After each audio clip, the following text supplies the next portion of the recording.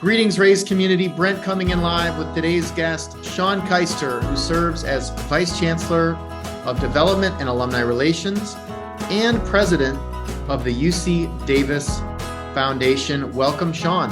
Thank you. Pleasure to be here. Well, as we were discussing before we went live, this was rescheduled. And while I was really looking forward to talking to you previously, the fact that this has been rescheduled to today being June 1st for our listeners, which is in the wake of the recent U.S. News and World Report decision that is, I don't know, rocked the industry, if that's overly dramatic, but certainly been shared a lot. And there will be some discussion about that. However, I want to start by better understanding your career path, Shaun. I love learning more about the higher education journey, which oftentimes, and I know in your case, leads to that advancement career path. So take me back to junior year of high school. Who was that Shaun? What was he into? And what led him to Penn State University? Yeah, well, I didn't know you were going to go back quite that far, but yeah, so first gen, I grew up on a farm in rural Pennsylvania. And college seemed like a stretch, although I did well academically. Got accepted to Penn State. Shaun, can I ask what town and what kind of farm? A small town called Middleburg, Pennsylvania, near Bucknell University, and dairy and poultry farm that's been in my family for a very long time. But first in my family to go to college, got accepted to Penn State, went to Penn State, which was, as it is for many first gens, transformational. Did well academically, socially. I mean, it's just really as cliche as it may sound, best 4 years of one's life. And, sort of fell into development there as a part-time job. And I was a student caller with phonathon and had every intention. As a first gen student, you're getting settled, you're doing academics, extracurricular, all that stuff. I imagine like when you showed up on campus, you didn't even know that student caller was a job. So how'd you even find out? And then walk me through like your first week in the call center. Random, total random. And back then there were, signs on doors that said, part-time job available. So I applied. I didn't even know what the job was, to be quite honest. I mean, I think the gist of it was you get to talk to alumni. Okay. I'm not even sure at that point because it was actually my sophomore year I got that job. Interview, got the job. First day calling, I had people yelling at me. I had someone who had just died and the spouse broke down in tears on the call. And I was like, I can't do this job. I don't think this is for me. The person sitting next to me, who's been a lifelong friend and also a senior leader in development still today, she said, I've been doing this a little while. Come back. It gets easier. So I went back the next night. And from that point forward, actually did quite well, raised a lot of money, over $250,000, became a supervisor within the program pretty quickly. And, had a management role. I was working 30 plus hours a week in the call center, which was, of course, part of the annual giving program, but did that for 3 years. And my intention was to go to law school. I was studying for the LSATs, and the director of annual giving at the time, Dan Saftig, pulled me aside and said, don't go to law school. You can always do that later, but there are so many jobs in the higher ed development field, and it's an emerging field.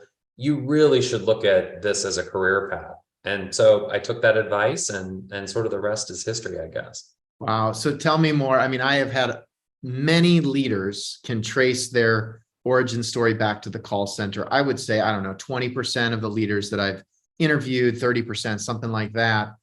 You're the only one who said, and the person sitting next to me is also a senior leader. And who is that? And I mean, that's Nancy Smilowitz, who is at Florida State University. And she and I became fast and furious friends and graduated together and went into this crazy business at the same time. Now, as a first gen student who goes and really has, it sounds like a best 4 years of your lives, plus you're working a lot. I mean, 30 hours as a student is, that's a serious commitment. Dan Saftig mentors you a little bit. That's so funny. Dan is probably one of the first people I met, once I started EverTrue. And at the same time, to then go and move to Tallahassee, that's a big move for a dairy farm kid from Pennsylvania who was just trying to get to college in the first place. And so how'd you end up there versus one of the other thousands of colleges? Yeah, well, it's pretty crazy. And at that point, once I committed that I was going to apply for jobs in the development field and make that choice as a graduating senior, the spring of my senior year, it's actually interesting because back then automation of telemarketing was brand new, which seems crazy, but Penn State was one of the first universities to automate their telemarketing program. And they were constantly hosting other universities to come in and see what it was all about. And several.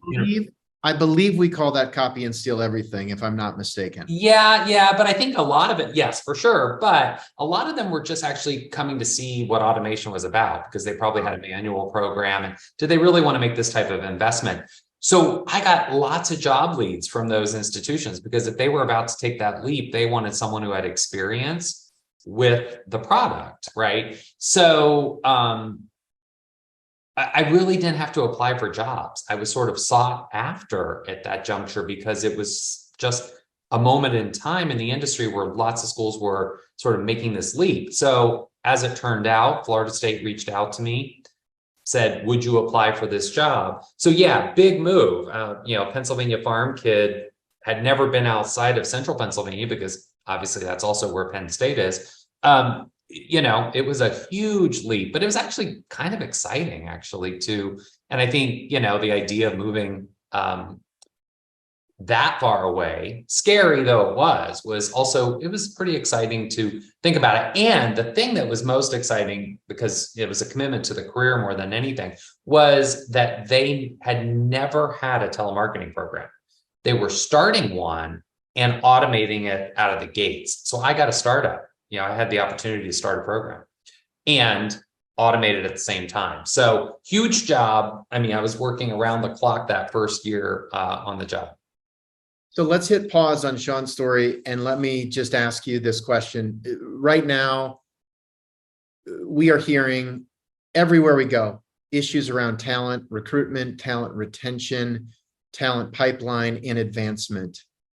And at the same time, I hear stories like the one you just shared, and it makes me wonder, why is there not a stronger talent pipeline so that we're finding the Shauns of today and bringing them from 21-year-old college senior to 22-year-old entry-level advancement employee, and that we don't have a line out the door of students who would love to do that job, learning sales skills, learning marketing skills, selling a product that they believe in for their alma mater, or maybe for a different institution as you did at Florida State. Where is the disconnect around talent on-ramp from campus to advancement org charts? That's a great question. My own thought on it is many institutions now do have internship programs where they are actively pursuing current students to be in these internships. I do think a lot of schools still utilize their telemarketing programs to identify talent and then sort of mentor, much like happened for me, mentor students through that pipeline and get them interested in the business. It's a volume issue. There are just so many jobs in our industry that even though many schools are creating talent fresh out of college, mostly through internships, it's just not enough. And then just some of them don't pursue it in the end. It was an internship and nothing more, nothing less. Some get sort of interested in the field and take the leap and work in the field. So it's happening, but there's just not enough. And no one goes to college thinking they're going to become a professional fundraiser. I mean, I used to have to explain to my family what I did because, again, first person in my family to go to college, no one had a concept of higher ed, let alone that you would do fundraising for higher ed. I felt like I had arrived when about 12 years into my career, my younger cousin called me and said he was at a job fair at his university. He was a junior And he said they listed development as one of the top 10 jobs to get into upon graduation. He goes, now I sort of know what you do. I'm like, yeah, only because, he saw a survey that said this was a good industry to jump into. So I mean, look, I just don't think people are aware.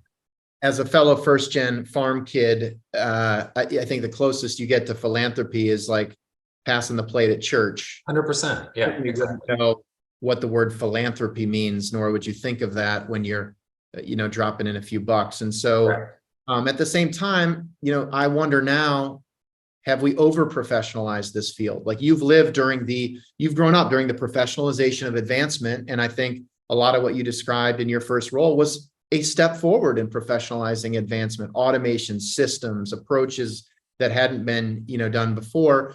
But it also sounds like you got a huge job and a ton of responsibility at 22. And in 2023, might we say that that person needs to have 6 years of advancement experience with XYZ ABC credential versus just saying, let's find somebody like Shaun and make them jump in the deep end? Something I talk about all the time, including with my own team members, that I think we have, I don't know if over professionalize is the right word, but I do think we have set up standards for positions in our industry that are not reasonable, right? Like we don't take chances on talent as much as we should in higher ed advancement. I think we want the 6 years of experience, and it has to be higher ed, and it has to be at a public university. I mean, it's crazy. We're our own worst enemy sometimes when it comes to recruiting. It's a bigger leap to hire someone from a different industry and they learn our industry. It's a bigger risk that they'll stay, but we can't close that off as an option. I think that's one of the problems in our industry. We've become too laser beam focused on the perfect candidate versus taking a chance on some candidates that might have transferable skills or growing our own, as you said, because that's a longer process. So you're 22, 23, 24 in Tallahassee, big job, working around the clock,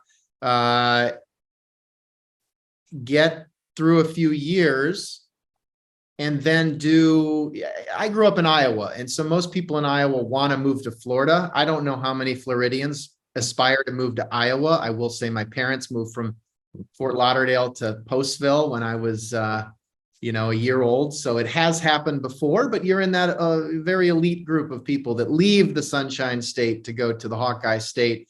And in your case, to join the Cyclones. And so tell me about, was that part of the network that you had built? And it looks like you got a pretty big job very early in your career at a, large public institution. Yeah. Again, it's not a job I applied for. I came back from a vacation and I had a voicemail from the then foundation president, Phyllis Lepke at Iowa State saying, I got your name. I have a job. I'd like for you to apply for this position. And so I walk into my boss's office and I said, I got this strange voicemail. And she just starts laughing. And she goes, well, I'm the one that recommended you for the job. You're ready. You could do this. And she, my boss at the time, Marilyn Spores, who was and is the greatest mentor I've ever had in this business. I still to this day, 30 years later, whenever I make a big, tough decision, I always say, what would Marilyn have done in this position? She was just amazing. And she said, you're ready for it. So I gave them your name and I said that they should at least talk to you. And then I say to her, but it's Iowa. I know nothing about Iowa. Well, she was an Iowa native. So she said, well, I spent a good chunk of my life there. It's a great place. And, you'll love it. I promise. So I interviewed, got the job, moved to Iowa and spent 14 years there that were probably the best 14 years, well, among the best 14 years of my life. It was a crazy, amazing ride. The great, great state of Iowa. Fell in love with the place, still deeply admire the place. And so tell me about the state of advancement at Iowa State University when you walked in, recognizing that, you also have kind of grown up during this period of public higher education moving from, actually public to largely driven via tuition and philanthropy, and the state contributions getting smaller and smaller as a proportion of budget. Yeah. Was that vibe already, I don't know, was that on the radar when you started? I mean, what was the catalyst for Iowa State starting to professionalize their organization? Yeah, so when I got there, they were already doing a pretty good job. Actually, they were in their first ever comprehensive campaign, and they were sort of a step ahead of probably a lot of large publics at that moment in time.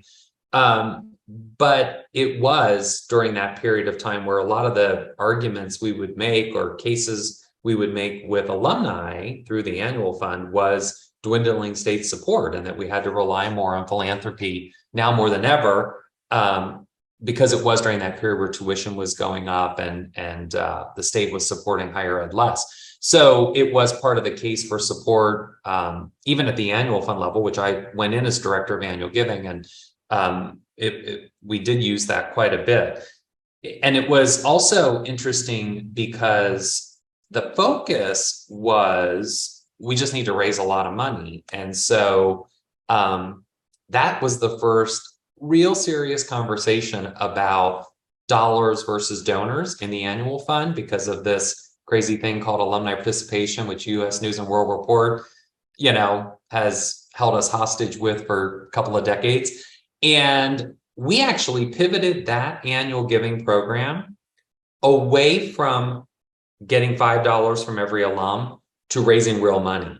And we grew the dollars exponentially. At the time, we were tracking one of the highest average gifts in the country. We were very focused on bigger gifts, building a pipeline than, getting $5 from everyone. And it was a huge leap to convince the leadership that that was the right way to go. But they were fully supportive because they understood we're going to raise a lot more money and build our pipeline to major gifts faster. So it was actually the first taste I had in challenging this idea that an alumni participation rate meant anything about alumni loyalty. Shaun, can I ask you, you joined in 1995, first week on the job. Did you get an email address or not quite yet?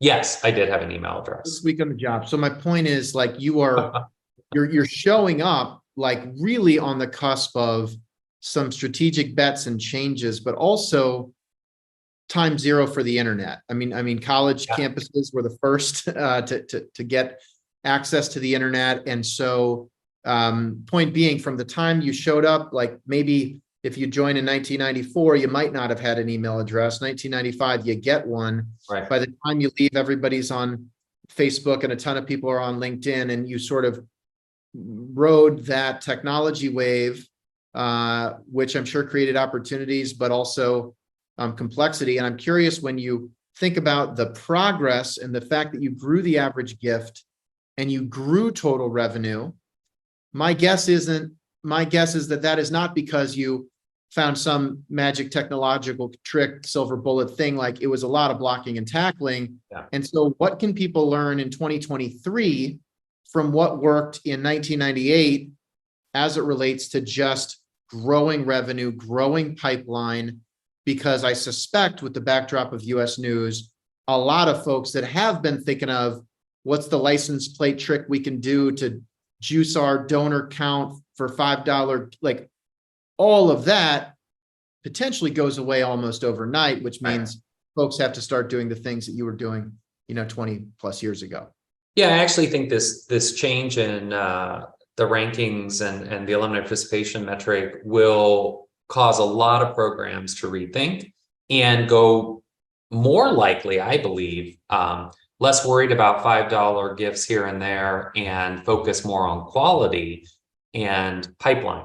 I suspect, right? And I'm already hearing rumblings of that. But that's what we were doing back in 1995, 96, 97 at Iowa State. We did two big things. One, we focused on quality of relationship. That was number one.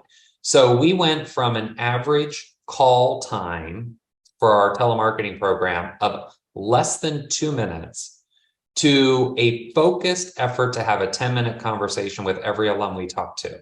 And it wasn't just, hi, can you make a gift? It was discussion, dialogue, having a conversation, which we coupled that then with much more aggressive asks. And we never asked for a gift under $100. That was the last ask on our conversation. And if the alum said they couldn't do $100, we said, thank you so much. We'll call you again next year. Maybe it'll be a better time. So we set the expectation that that's what we felt alumni could and should do, but we also coupled it with a lot of quality. Now, I think you'd argue today having a 10-minute phone conversation with anyone might be next to impossible, but I think today we can still have both those principles in the work we do, quality over quantity, and not being afraid to ask for a gift What you're highlighting, I mean, there are some things, gift. there are things that get repeated in this industry over and over, and people just nod their head. You don't question it. For example, this is really a relationship business. And one of the areas that we've been focused on is like, yeah, it is for like 0.3% of your giving pyramid. For the 1,000 people out of 100,000 that are assigned, and for half of that group that actually gets to spend 10 minutes or more with their gift officer over the course of the year, it is a relationship business, but it is like wildly transactional for the rest of us. Yeah. And it sounds like you were trying to adjust that in a small way at that time. And that's where I do believe, and everybody's lived this, there is a lot of room between 2-minute transactional call center call and gift officer spending $1,000 to go visit you that you and I are experiencing right now via Zoom. There's certainly other channels that you can bring to bear. And I'm hopeful that as we're able to really have the air cover from US News to recenter on quality, that there are, 2023 versions of let's go from 2-minute transactional to 10-minute more relational, and even between 10-minute relational and somebody spending $1,000 to go and visit you, there's a ton of room for innovation and quality. Completely agree. Completely agree. And I think we've come to realize that although we may have ignored it because of the pressure we've had to chase a metric, but we know, any of us in the business know, that it is about the relationship and engagement, right? We've got to engage, and stronger engagement leads to giving for some, not all, and the two are correlated. So if we're just asking and not engaging, that's a problem. But I think that that's what the focus has been for more than 2 decades now because of this metric in a magazine. You spent 14 years almost at Iowa State. That's a rare level of tenure in an industry where, the average time for somebody to stay in a role is 18 months or whatever the stat is. What were the ingredients required to keep you committed for that long? It's very rare. Yeah, well, opportunity. And it's happened twice in your career. Yeah, opportunity. I mean, really, it was a great opportunity there. I had great leaders of the organization, of different ones at different times, but I had several promotions during that 14-year period. I took over the advancement services operation. I took over we called it development outreach, but it was all the communications, donor relations, advancement services, sort of all of the back office programs. I got to dabble in major gifts. So I literally got to experience sort of all the different tracks that are in our industry while I was there. And it was sort of like every 3 years, something new came up, an opportunity came up for me. And so there was never a reason to go anywhere else because I was being challenged professionally and able to experience a remarkably broad spectrum of areas within our industry. Did you carry a portfolio during that time? Yeah, small, different points in that 14 years, not at every point, not when I was leading advancement services, for example, but there were roles I had there where I did carry a small portfolio, and I worked a lot with volunteers, the foundation board and other major donor volunteers. The reason that I ask is, you clearly kind of grew up in the annual giving lane. But oftentimes leaders I've spoken with who grow up in that lane feel this pressure that if I don't do major gift work, if I don't do frontline work, my career opportunities will be limited, because ultimately at some point, that's what an interviewing committee is going to want to ask me about. Tell me about raising the big gifts, et cetera, et cetera. What was your experience? Yeah, I mean, that really wasn't the case at Iowa State. I think the way the 14 years I spent there unfolded really was an acknowledgement by leadership that I had these skills in different areas, right? I understood data because I'd spent time in annual giving, thus advancement services. I was a great writer and I understood marketing because of annual giving, thus the communications and donor relations pieces. And then eventually there were major gift programs that reported to me, and that's where I started dabbling in the major gift work. But I'd already proven, I think, to the leadership that I was constantly around volunteers. I was always interacting with our highest level donors. And there was never a concern that I couldn't do that. And then you had the opportunity to go home to Penn State. How did that come about? Was it a hard decision, or did it feel like the right step? So, it's interesting. It was a little bit of everything. Again, I was recruited. I've never applied for a job in my professional career. I've never had to, because I think in this business you can get recruited, and we all get calls every day. But I was recruited, and because it was Penn State, and because of my family being very close by, I listened, right? And the timing was quite good. I had just finished my PhD at Iowa State, part-time, but I did it. I felt like I had probably done everything I could do at Iowa State at that juncture. Thus, when the call came from Penn State, I listened. My grandmother, who was a huge influence on my life, had just turned 90 years old. And I sort of knew in the back of my own mind that this was probably an opportunity to go spend time with her, which she passed away 3 years later. And I was holding her hand when she passed.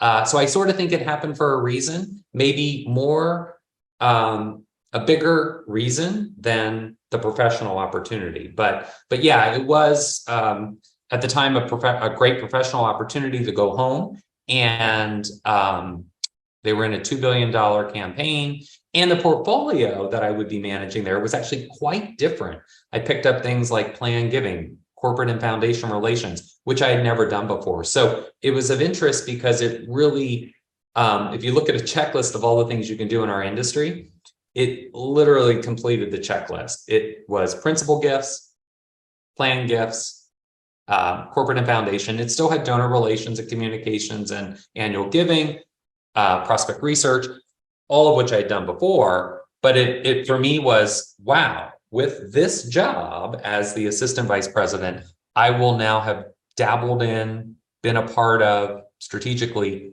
every single piece of the development enterprise. So I went. Very cool and beautiful story regarding your grandmother, and at the same time, you then had the opportunity to join UC Davis, where you are now. And while I will say, at first blush, you might not think Ames, Iowa, and Davis, California have a lot in common, or Iowa State and UC Davis. There is definitely an agricultural connection, right? For sure. 100%. Although I believe Davis is like the bicycle capital of America, and I believe Ames is not. So there are going to be some real distinctions as well. Huge move, though, to go all the way to the West Coast. It sometimes feels like a different country, time zone wise. It's just a different culture and vibe. I know you didn't interview for the position because you just said you didn't, but how'd it come about? Well, again, Or I shouldn't say interview, but I did interview. but we're presented the opportunity. There was a search. I said no to the search firm at the time. I believe there was a failed search. They reopened the position a couple months later. I got a call from the search firm again. And basically they said the chancellor has gotten your name from someone and she wants to meet you. No commitment, no, but will you spend 2 hours with the chancellor? And I said, let me think about it. They called back and they said, what if the chancellor met you in the middle of the country? So the chancellor flew to me. I did take one quick jaunt to meet her for an airport interview. And it was probably 30 minutes into that conversation. In my mind, I was moving sight unseen to Davis, California, because she and I had the most amazing chemistry. She was the most visionary leader I'd ever been in a room with. And it was magic. And we spent 2 hours. We both almost missed our flights back, but it was, I just walked away. I picked up my cell phone. I called home and said to my husband, well, I'm done. I'm about to board my plane. And he said, how did it go? And I said, wow. He goes, we're moving to California, aren't we? I said, well, if all goes well, I hope that we are. It was just a remarkable energy, connection. And I think in these roles, the senior most roles in our business, the chemistry with your fellow leaders at the institution matters a whole lot. So 5 days later, I was in Davis, California, interviewing for the job. Got the offer on the drive to the airport after the interviews, said, well, I got to slow down a little bit because I got to get my family out here. We got to make sure this is the right move. But it's funny, if you fast forward, we did come back for a second visit and it was magic. All the checklist, everything got checked. But what's funny about what you said earlier, Brent, was after we moved here, about 30 days later, we're sitting in our backyard in the middle of October, which you can do in California, and said, wow, it feels like we've been here more than a month. And we sort of analyzed why we felt so at home. And literally the words that we said at the same time was, this feels like Iowa. And it felt like Ames, Iowa, right? The culture, the people, is a very Midwestern vibe in Davis, California. Yeah, I mean, also, similar size city, pretty close to Sacramento. Ames is really close to Des Moines. I mean, there's more parallels. So many parallels, a remarkable number of parallels, which now 12 years later are still true. It's pretty amazing. So love at first sight with Davis, or even before you saw it, real leadership connection. When you think about what you were excited about by the challenge, the opportunity, the mission that was put in front of you in 2011, what aspects of that opportunity do you feel like have been realized? And then which aspects are you still saying, we got to get to that? Or actually, it wasn't quite the opportunity that we thought, and we're now reevaluating what the next 10-year plan looks like? Well, I have to say that's what you just asked me, Brent. My favorite question to be asked, and my favorite question that you've asked me, because what I've learned about myself over my professional career, the 4 universities I've been at, 3 of them have been sort of what I would call startups, right? Pretty immature programs where you're able to make something. And one of them was a well-established program. What I've learned about myself is I'm wired that a startup is far more exciting to me than a well-oiled machine, right? So what attracted me to this job was a visionary leader who said, we haven't really focused on fundraising and alumni relations in the history of the university, and we're a top 10 public university. I want a top 10, fundraising program to go along with the reputation of the institution. So it was a startup. It was almost a complete startup, which was a monumental task, but exhilarating at the same time. So it's been professionally, easily the best 12 years of my life. And there has not been a day in 12 years I haven't woken up saying another day in paradise, both because I'm in California, but also because I work for this absolutely remarkable institution where we're still building a program.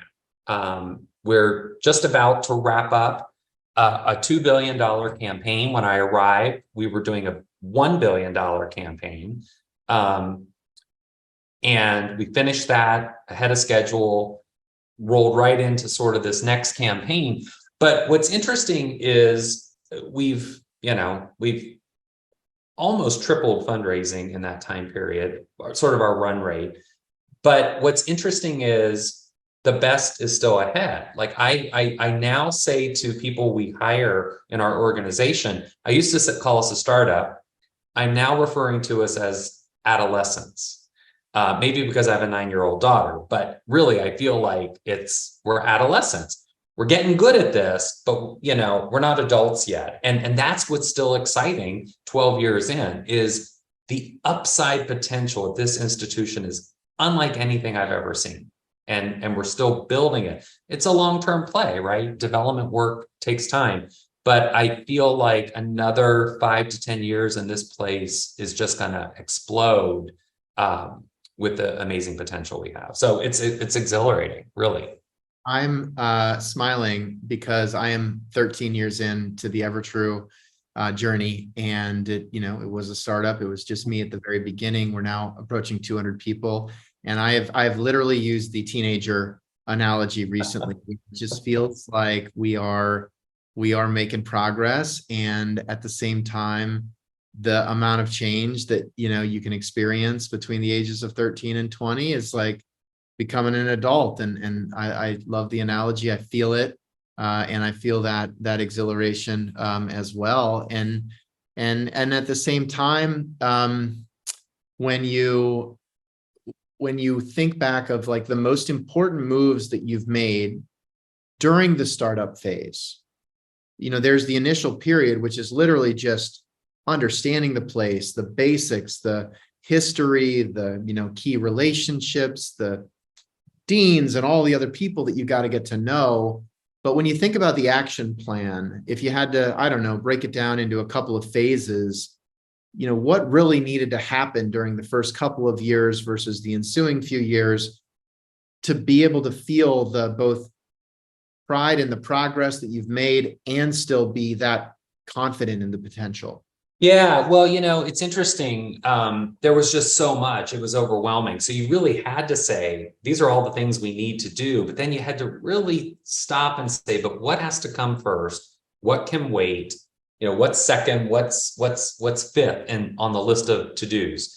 And we really focused on building the right culture first. And we did a lot of hiring. So those were sort of the first two things, because we're way understaffed. But I would say three things: culture, staffing, and data. Like, what does the data tell us? And we did a significant amount of data analysis to say, well, where's our potential? Where should we be hiring? Where do we need to invest across the institution? So data-driven decision-making. In fact, I say that so often that people are probably really sick and tired of me saying it, but we always go back to it. If someone comes to me and says, hey, we want to hire another fundraiser, I'm like, we make data-driven decisions, which means, does the data tell us we need another fundraiser in your area, for example? But we started with culture, and we said, what type of organization do we want to be? Because we're going to build this while we're in $1 billion campaign nonetheless, but we're going to build it. And we decided, me and the few other, senior folks, and really it was actually organization wide, but we were a pretty small organization compared to 300 plus today. We said there were certain things that had to hold true: teamwork and collaboration, period. We're not ever going to compete against each other within the organization. So we embedded that. We said an entrepreneurial spirit, creativity matters. And we're never going to waver on that. Same old will never be part of our culture. So we're going to try new things. We're going to take risks. Some will fail, some will succeed wildly, but we're never going to be afraid to try new things. Those two things were part of the DNA from day one. And I think today we still celebrate both of those as our culture, being donor-centered, and collaborative team players and willing to try new things. So that's where we started with culture. We staffed to that because then we could say to every single new hire, these are the things, these are our principles, these are the things that matter to us. And then we always went back to the data to drive the decisions we were making. That's sort of how we got through those first 2 to 3 years. When you think about moments over the last, let's call it almost 12 years now, where you've been the proudest of the team or the proudest of the institution, where you feel like you've really unlocked philanthropic potential or been able to generate impact that otherwise wouldn't have happened? Are there moments, specific gifts, specific relationships where you started to feel like, wow, we are making progress here?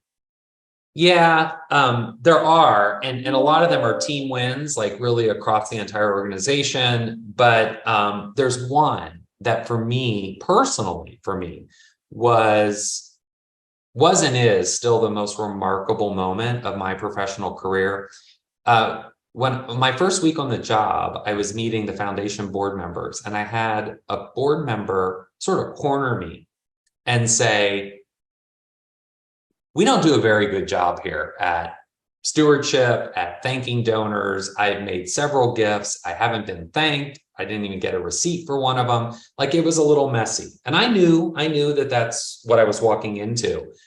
But, you know, I was brand new on the job, and here I have this major donors board member cornering me, sort of not threatening, but in essence telling me, you better fix this quick or I'm walking. And I took that so serious, and that was my project. And we knew there were things we had to fix, and we did. But that donor was really my pet project. And she and I became incredibly close. Needless to say, to make a long story a lot shorter, a year later, about 18 months later, she made $1 million commitment. And then 2 years after that, she was diagnosed with terminal cancer and called the Chancellor and I 2 weeks before her passing to inform us that she was leaving her entire estate to us.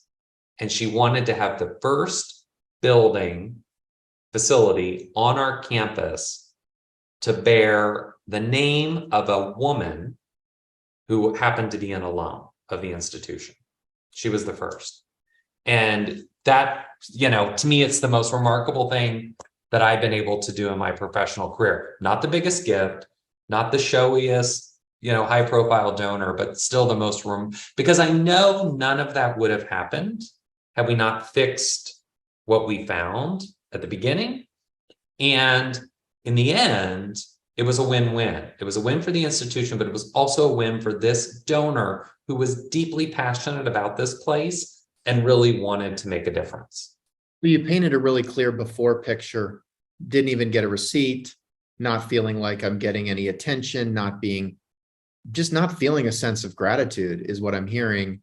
Correct. What was the after, you know, prior to the 2 weeks and the decision to, you know, leave the entire estate? There was a journey to go from disgruntled, dissatisfied, negative donor experience to getting a little bit better to becoming transformational. And like, what were the what is the before and after that she experienced? And then how did you think about that scaling more broadly to other donors who probably felt the same way, but weren't in the corner here at the board meeting? Yeah, it was both. I mean, we looked at it at the individual level, but also the scalable level. I mean, we knew we had issues. We, you know, really got our stewardship and donor relations shop early on, locked down, state of the art, fix it, create standards for all donors. So that was sort of step one, which doing that helped with this particular donor at a base level. But then we did personalized stewardship, you know, thank yous from the students who she was supporting, information about the students she was supporting through scholarships, the earlier gifts. Then we would do personalized videos. video messages from the students who were first gen studying abroad, because her first $1 million gift was to support study abroad initiatives because she felt that was important for students to experience. These life altering experiences these students had because of this donor, and her being able to meet them, because this was really important to her. Like, we really met her where she needed to be met. Yeah. Said, what do you want? Well, I'd love to meet my students. Okay, we can arrange that. And we made those things happen. And in the end, I think it was a lot of the personalized stewardship. Obviously, the chancellor developed a very strong relationship with this individual. I had a really honest, candid relationship with this individual that was over, 5, 6, 7 years. That it goes back to what we said at the very beginning of this. We work in a relationship building business. It's amazing, Shaun, and a lot of what you're describing, certainly inspires our work. Like, how do we make more people feel like that more consistently? How do we make it almost impossible for people to fall through the cracks? And then there's a sliding scale of true, authentic, like deeply personalized work that you can do at that part of the giving pyramid. But how do you get closer to that for more people? At the same time is flying in our conversation. I want to be respectful of the schedule here, but let's just shift to this U.S. News decision, because I think it's going to have implications for where do we invest our limited time and capital to make the bets that are going to achieve the goals that we want to achieve. And one of the biggest issues for advancement leaders, like marketing sales 101, identify your target market, the narrower and the more targeted, the better. And then you can really craft your messaging around that specific persona, et cetera, et cetera, et cetera. You are in one of the only roles in one of the only industries where your charter is essentially do it all for everyone. Old, young, wealthy and less wealthy, in your backyard and global. It's like your target market is humans on Earth. And like that is very, very broad.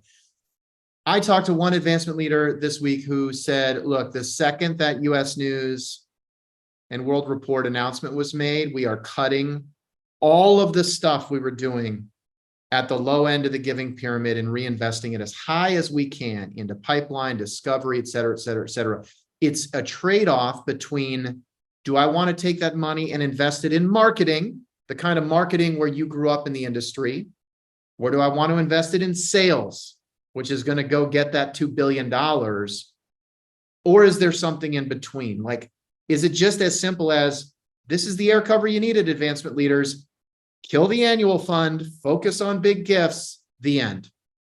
Well, that would be silly, in my opinion, to do the latter, because obviously you need a pipeline. And so what's going to happen, I think, because of this decision from US News and World Report, is you're going to see lots of behavior changes. That doesn't necessarily mean the right decisions, but lots of behavior changes. I think there's an in-between, there's a balancing act here that this offers us. What we won't have to do now, and I say collectively, some schools haven't been doing this, but some have, many have, is chasing things that aren't real, right? Getting a lot of $5 gifts or license plates. I love the license plate. Right, gimmicky ways of tricking people into counting as a donor. That stuff can go away now, I think, which then allows us to refocus energy and resources in actually identifying philanthropists.